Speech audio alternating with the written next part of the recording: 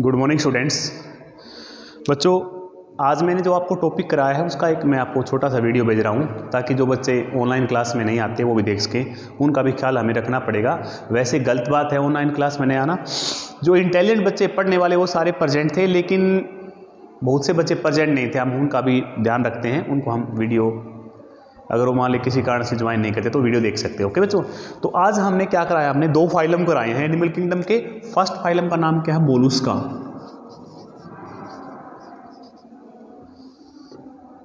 ठीक है, second largest phylum बोलते हैं बच्चों इसको, सेकंड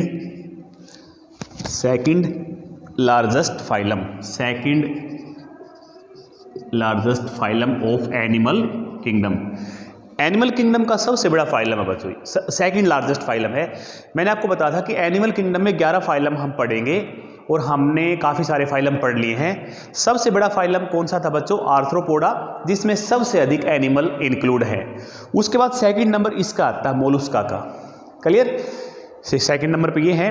और ये एनिमल्स कैसे हैं, इनको नॉर्मली हम क्या बोलते हैं, सॉफ्ट बॉडी एनिमल्स। इनको नॉर्मली हम क्या बोलते हैं बच्चों, सॉफ्ट बॉडीड एनिमल्स। यानी इनकी जो बॉडी होती है वो सॉफ्ट होती है। बाहर की जो soft body animals, soft body होती है, इसलिए इनको सॉफ्ट बॉडी एनिमल्स बोलते हैं। इनका हैबिटेट क्या बच्चों, हैबिटेट का मतलब होता है कि ये कहाँ पाए जाते हैं। मोस्टली ये मैरीन होते हैं, लेकिन कुछ फ्रेश वाटर के अंदर भी होते हैं और कुछ टेरेस्ट्रियल, जहाँ पर डैम्प सोइल है, जहाँ पर गीली सोइल है, जहाँ पर पानी पड़ता रहता है, वहाँ पर भी पाए जाते हैं। जैसे आपने देखा हुआ, कभी आप गांव में एक नलके के ऊपर पानी भरने गए हों तो नलके के नीचे मान लो गीली मिट्टी है, नमी है, तो वहाँ पर छोटे छोटे आपने जानवर देखे हों जिनकी बॉडी के ऊपर कवच होता है सफ़ेद रंग का, शंख जैसा, और वो रेंगते रहते हैं। तो वो इसी में आते हैं, वो मोलस्क होते हैं। सॉफ्ट बॉडी होती है उनके ऊपर। सॉफ्ट बॉडी को बचाने के लिए वो ऊपर अपनी बॉडी के ऊपर क्या बनाते हैं, एक लेयर बनाते हैं कैल्शियम कार्बोनेट की, जिसको हम क्या बोलते हैं, सेल। इसलिए इनको सेल्ड एनिमल भी बोलते हैं, सेल्ड एनिमल भी बोलते हैं। तो यहां पर आपने क्या देखा कि सेकंड लार्जेस्ट फाइलम है, सॉफ्ट बॉडी एनिमल है, सेल्ड एनिमल है, और इनकी हैबिटेट क्या है, एक्वेटिक, मोस्टली मैरीन वाटर में, यानी कि समुद्रों में मिलते हैं ज़्यादातर ये, लेकिन कुछ एक फ्रेश वाटर के अंदर, नदियों के अंदर भी आ जाते हैं। नहरों के अंदर कभी आपने देखा वो सिप्पी, जिसको हम आमतौर पे सिप्पी कहते थे, जो 2 हाफ से ढकी होती, छोटी छोटी, थोड़ी हार्ड होती है, वो भी इसी में आते हैं। वो बाहर का वो क्या होता है, कवर होता है कैल्शियम कार्बोनेट का बना हुआ, उसके अंदर सॉफ्ट बॉडी का एनिमल्स होता है। क्लियर, तो ये आप जान सकते हो। अब जो मेन चीज़ है जो आपने समझनी है कि जो एनिमल, इनकी बॉडी प्लान कैसी होती है, मतलब इनका जो बॉडी का जो जनरल स्ट्रक्चर वो कैसे होता है। तो एक जनरल बॉडी प्लान के बारे में आपको मैं करा रहा हूँ। ठीक है, मोस्टली सभी के अंदर ऐसा ही होता है। तो इनकी जो बॉडी होती है उसमें 3 पार्ट्स होते हैं। इनकी बॉडी अनसेगमेंटेड है। इनकी बॉडी में अलग अलग सेगमेंट्स नहीं होते, लेकिन बॉडी में पार्ट्स 3 होते हैं अलग अलग। एक को हेड बोलते हैं, एक को हम विसरल हम्प बोलते हैं, और एक को मस्कुलर फुट बोलते हैं। ठीक है, 3 अलग अलग पार्ट है, लेकिन बॉडी अनसेगमेंटेड है। तो 3 अलग अलग पार्ट इस तरह से होते हैं। देखिए ध्यान से,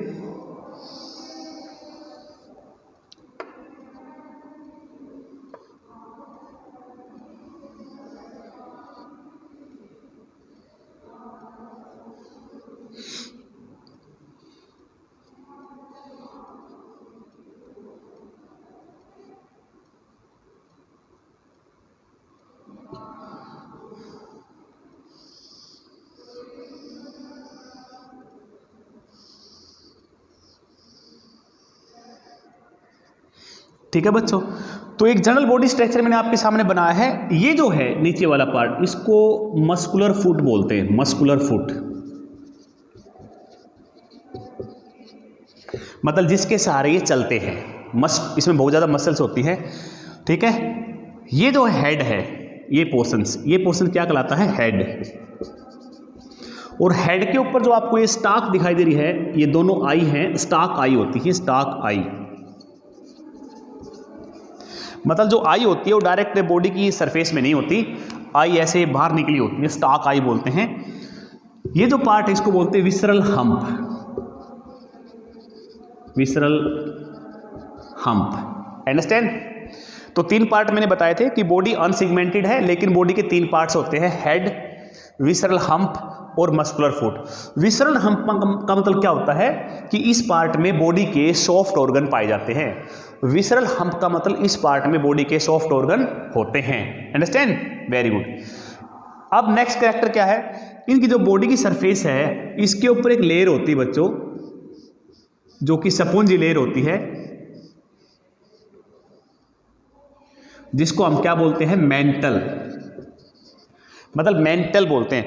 मेंटल का मतलब वो नहीं कि जो दिमाग से पागल है, मतलब मेंटल का मतलब कोट भी होता है, जैसे एक पादरी कोट पहनता है अपनी बॉडी को पूरा कवर करता है, उसको भी मेंटल बोलते हैं। तो इस तरह इनकी विसरल हम्प के ऊपर एक लेयर होती है मेंटल के नाम से। अंडरस्टैंड? ओके। और ये जो लेयर होती है स्पॉन्जी लेयर, ये लेयर, इस लेयर से कैल्शियम कार्बोनेट निकलता है और बॉडी के ऊपर क्या बनाता है, सेल। इस लेयर के ऊपर एक और लेयर होती है जिसको सेल बोलते हैं। क्या बोलते हैं? सेल। और ये सेल किसकी बनी होती है? कैल्शियम कार्बोनेट की। कैल्शियम कार्बोनेट की बनी होती है। यानी जो मेंटल लेयर है वो अपने अंदर से कैल्शियम को बाहर डिपॉजिट करती है, जिससे बाहर हार्ड कवरिंग बन जाती है सेल, जो इनको क्या करती है, प्रोटेक्ट करती है एडवर्स कंडीशन में या किसी एनिमी से क्या करती है, प्रोटेक्ट। जब इनको खतरा होता है तो सेल के अंदर इंटर कर जाते हैं, बाहर काफ़ी हार्ड कवरिंग होती है, तो इनका क्या हो जाता है, इनकी प्रोटेक्शन हो जाती है। समझे? अब एक पार्ट और देखिए, ये जो माउथ होता है, माउथ के अंदर एक स्पेशल स्ट्रक्चर होता है बच्चों, जिसको हम क्या बोलते हैं, रेडुला। रेडुला।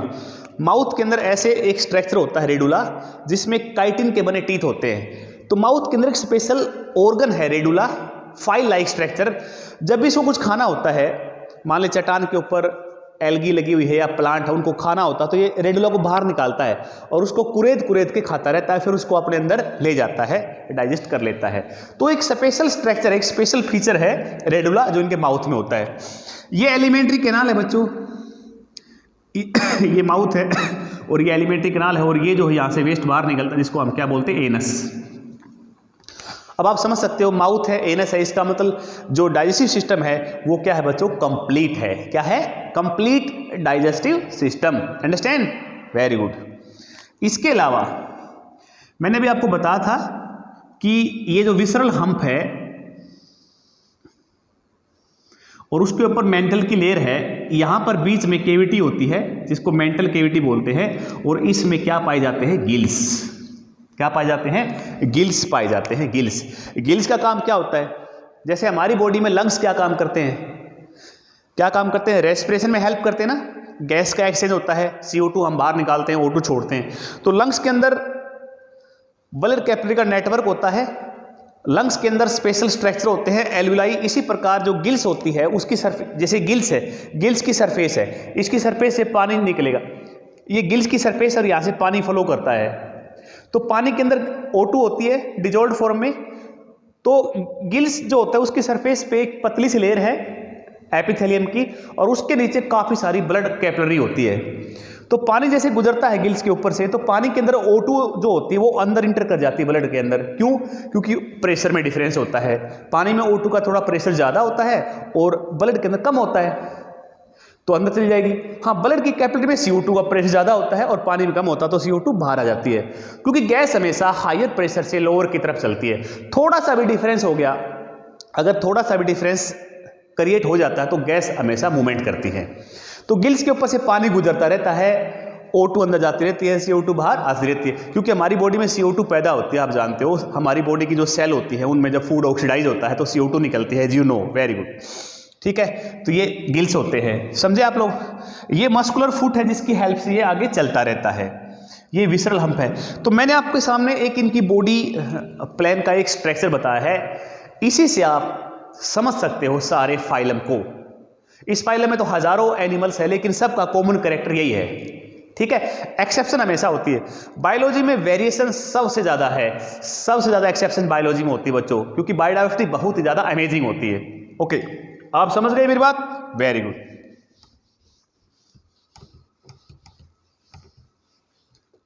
ठीक है। दूसरा, ये कैसे एनिमल्स हैं बच्चों? सिलोमेट, यानी सिलोमेट का मतलब बॉडी केविटी होती है इनकी बॉडी के अंदर, बॉडी केविटी।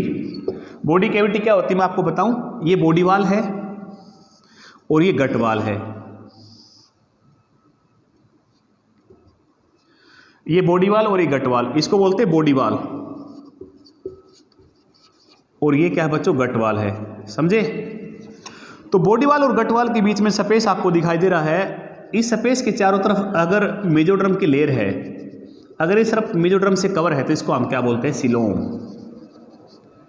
इसको हम क्या बोलते हैं, सिलोम। तो जब सभी एनिमल्स जाइगोट से बनते हैं, जाइगोट से एम्ब्रियो बनता है और एम्ब्रियो से ही आगे डेवलपमेंट होती है, तो एम्ब्रियो में ये सिलोम डेवलप होता है। तो जिसके एम्ब्रियो में ये केविटी डेवलप होती है, जो कि केविटी है, मेजोड्रम से कवर है, उनको हम सिलोमेट एनिमल्स बोलते हैं। ठीक है? तो यहाँ पर ये ट्रू सिलोमेट्स होते हैं बच्चों, हम भी सिलोमेट्स हैं। तो एम्ब्रियो के दौरान ये केविटी बनती है। इस केविटी का बेनिफिट है, बॉडी फ्लेक्सिबल होती है। ओके, इसके अंदर काफ़ी सारे ऑर्गन्स भी समा जाते हैं।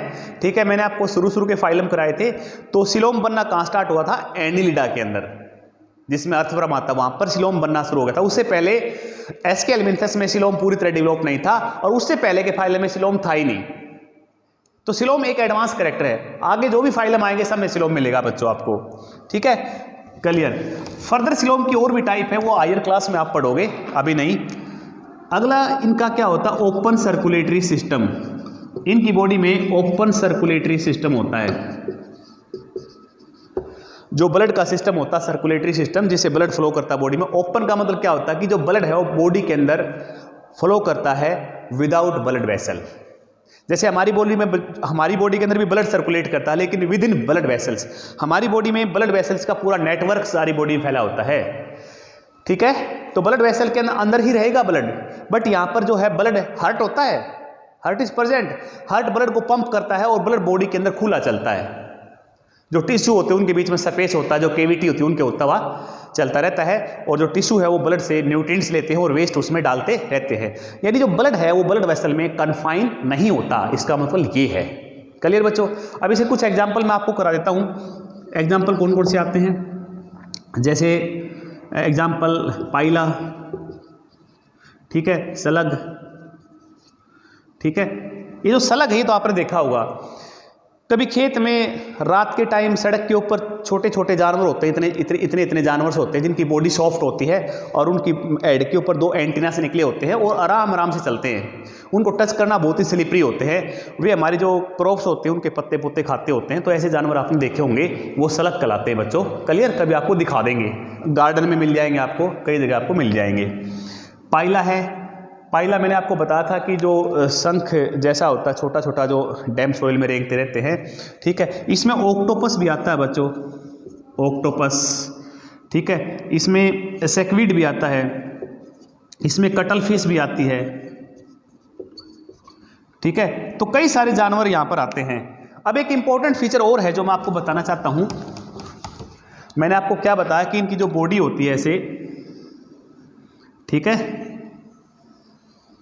ठीक है, इनकी बॉडी के ऊपर ये एक स्पॉन्जी लेयर होती है, जिसको मैं क्या बोलता था, मेंटल लेयर, और उसके ऊपर क्या होती है, कैल्शियम कार्बोनेट की बनी क्या होती है, एक सेल होती है जो इनकी बॉडी को प्रोटेक्ट करती है। ठीक है, ये इनकी बॉडी का जो जनरल स्ट्रक्चर है। सब समझे आप लोग? दोबारा से एक बार मैं आपको फिर करा देता हूँ।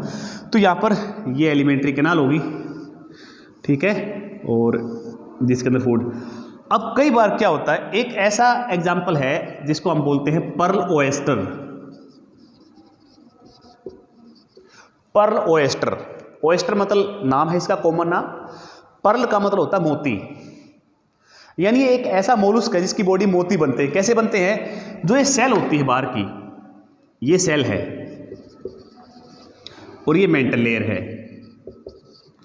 इसके बीच में बाई चांस कई बार क्या होता है कि कोई डस्ट का पार्टिकल चला गया, कोई डस्ट पार्टिकल चला गया, जैसे हमारी शर्ट के अंदर कोई डस्ट का पार्टिकल चला जाए तो हमें इरिटेशन होगी ना, जब तक उसको निकालेंगे नहीं तो इरिटेशन होगी। तो कई बार क्या होता है कि इनकी बॉडी, इनकी जो सेल होती है उसके अंदर कोई डस्ट का पार्टिकल चला गया बच्चों, तो इनकी बॉडी को इरिटेशन होती है, क्योंकि सॉफ्ट बॉडी होती है। फिर ये क्या करते हैं अपने प्रोटेक्शन के लिए, ताकि इरिटेशन ना हो, ये क्या करती है, जो मेंटल लेयर होती है ये इसके चारों तरफ कैल्शियम कार्बोनेट की लेयर बनानी शुरू कर देती है। यानी उस डस्ट पार्टिकल के चारों तरफ कैल्शियम की लेयर चढ़ानी शुरू कर देती है ताकि इरिटेशन ना हो। ठीक है, इरिटेशन बंद हो जाता है। वो जो कैल्शियम कार्बोनेट की लेयर से जो स्ट्रक्चर बनता है उसी को क्या बोलते हैं, पर्ल बोलते हैं। जब इनकी डेथ हो जाती है तो वो पर्ल मिल जाते हैं इनकी डेड बॉडी में या समुद्र की बॉटम पे मिल जाते हैं हमें, और उनको हम ले आते हैं, जो कि ज्वेलरी के अंदर बहुत ज़्यादा यूज होते हैं, बहुत ज़्यादा कॉस्टली होते हैं। ठीक है, जापान के अंदर सबसे ज़्यादा पर्ल का प्रोडक्शन होता है। वहाँ के जो साइंटिस्ट है वो इन एनिमल्स को पालते हैं और पर्ल डस्ट पार्टिकल इंटर करके और पर्ल का प्रोडक्शन करते हैं। तो जो मोती होते हैं बच्चों ऐसे बनते हैं। तो मोती किसका बना होता है, कैल्शियम कार्बोनेट का, व्हाइट कलर का, बिल्कुल एक ज्वेलरी में काम आने वाली, बहुत ही ज्वेलरी में इसकी बहुत ज़्यादा कीमत होती है। ठीक है बच्चों, तो कैसे बनता है, तो एग्जाम्पल मैंने लिख दिया पर्ल ओएस्टर। ये एक स्पेशल एनिमल है, इसका वैसे नाम क्या होता है, pink Tada, pink Tada animal है ये, और ये पर्ल ओएस्टर कहलाता है, इसमें पर्ल बनते हैं। वेरी गुड, एग्जाम्पल मैंने उसको आपको करवा दिए हैं। अब जो नेक्स्ट फाइलम है जिसको हम क्या बोलते हैं, इकिनोडर्माटा, इकिनोडर्माटा, इनको ये नेक्स्ट फाइलम है, इनको सपाइनी एनिमल बोलते हैं, सपाइनी बॉडीड एनिमल, यानी इनकी बॉडी पे स्पाइन्स होते हैं बच्चों। इनकी बॉडी में क्या होते हैं, स्पाइन्स स्पाइन होते हैं, कांटे से निकले होते हैं, ऐसे उबार से निकले होते हैं, कांटे से, मतलब स्मूथ सरफेस नहीं होती है, ऐसे कांटे से निकले होते हैं। क्या बोलते हैं इनको, स्पाइनी बॉडी एनिमल्स।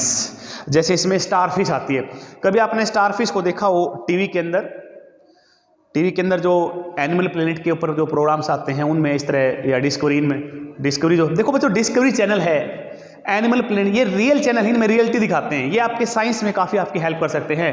ठीक है, ये चीज़ देखने की होती है, तो वहाँ पर मतलब पूरी बायोडाइवर्सिटी को दिखाते हैं, तो वहाँ पर इस तरह की कई बार दिखाते हैं एनिमल्स को। स्टारफिश को देखा हुआ आपने, तो उसकी जो बॉडी होती है उसके ऊपर स्पाइन से निकले होते हैं, तो स्टारफिश वाला ही तो है ये फाइलम। अब इनमें क्या होता है, इस फाइलम में ये एक्सक्लूसिवली मैरीन होते हैं, एक्सक्लूसिवली मैरीन, यानी कि समुद्र के पानी के अंदर ही पाए जाते हैं ये, एक्सक्लूसिवली मैरीन, और समुद्र के पानी के अंदर पाए जाते हैं बच्चों। इनको बॉटम ड्वेलर भी बोलते हैं, बॉटम ड्वेलर, यानी कि पानी के अंदर, पानी, समुद्र का पानी उसकी जो बॉटम है उसके ऊपर रेंगते रहते हैं ऐसे। इनकी 5 भुजाएं होती हैं, पेंटामेरस होते हैं मोस्टली, ये ज़्यादा भी हो सकती है लेकिन मोस्टली पेंटामेरस है, और ये समुद्र की तली में ऐसे रेंगते रहते हैं। अंडरस्टैंड? ठीक है, तो ये है। अब इनमें जो खास बात है, इनमें खास बात क्या है, इक्विनोडर्म्स में जो खास फीचर है जो औरों से अलग करता है उसको बोलते हैं water vascular system, water vascular system, जिसको एम्बुलैक्रल सिस्टम भी बोलते हैं, एम्बुलैक्रल सिस्टम भी हम इसको कहते हैं, एम्बुलैक्रल सिस्टम या वाटर वेस्कुलर सिस्टम इसको हम कहते हैं। ये क्या होता है बच्चों, ये सिस्टम, यानी इनकी जो बॉडी होती है इस तरह होती है, इनकी बॉडी में भुजाएं होती हैं, 4-5 भुजाएं इस तरह से,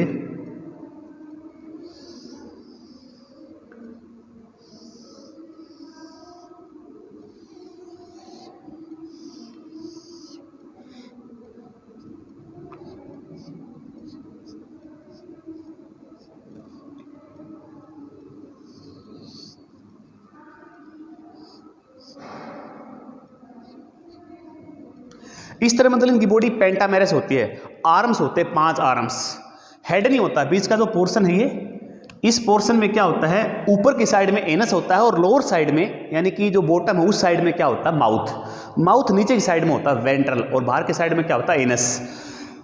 इसमें क्या होता है, यहाँ पर एक स्पेशल ऑर्गन होता है जिससे पानी इंटर करता है यहाँ पर इसमें, और यहाँ से फिर छोटी छोटी कुछ कैनाल लाइक स्ट्रक्चर निकलते हैं जो हर आर्म्स के अंदर आगे तक जाती है, यहाँ तक।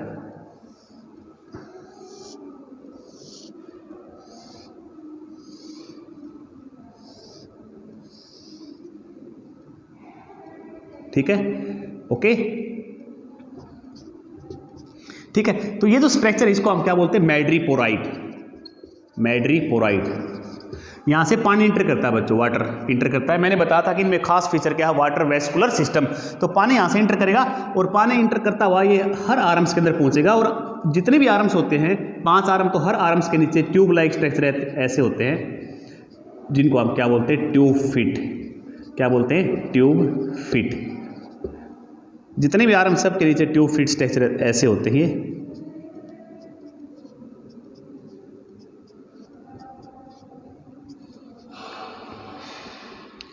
सभी आर्म्स के नीचे होते हैं।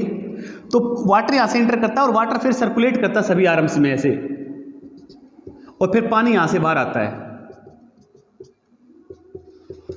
यानी पानी सेंटर में इंटर करता है स्पेशल भाग से, जिसको मैंने मैड्रीपोराइट कहा, और प्रत्येक आर्म्स में वाटर जाएगा, ट्रांसपोर्ट होएगा और पानी फिर बाहर निकलता है। इसी को हम क्या बोलते हैं, वाटर वेस्कुलर सिस्टम। ये स्पेशल सिस्टम क्या काम आता है, पानी गया और बाहर निकल गया, तो बॉडी के अंदर उसी पानी के द्वारा ऑक्सीजन चली गई, बाहर निकल गया CO2 बाहर आ गई, उसे वो पानी जब अंदर जा रहा है बाहर निकल रहा, तो जो बॉडी ने अंदर से वेस्ट उसमें डाल दिया, वेस्ट भी बाहर निकल गया। जब पानी प्रेशर से निकलता है तो इनको थ्रस्ट मिलता है जिससे आगे बढ़ते हैं।